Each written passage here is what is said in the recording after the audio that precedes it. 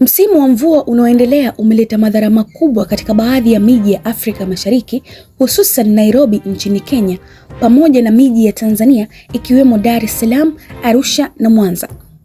Mvua kubwa zimesababisha mafuriko yaliyosababisha vifo vya watu takriban 25 huko jijini Nairobi nchini Kenya, huku uharibifu wa mali kama magari na pikipiki kusombwa na maji pamoja na wananchi wengi kukumbwa na hasara kubwa.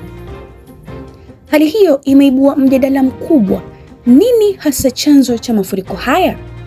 Je, ni miundombinu mibovu kama mifereji ya maji isiyotosha na mipango mibaya ya miji, au ni matokeo ya shughuli za binadamu kama kutupa taka ovyo, kujenga kwenye njia za maji na kuharibu mazingira?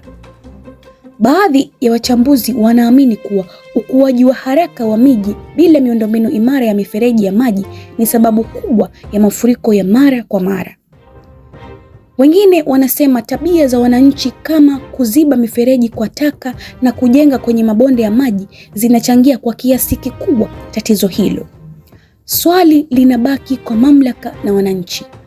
Nani anapaswa kuwajibika zaidi katika kukabiliana na mafuriko haya?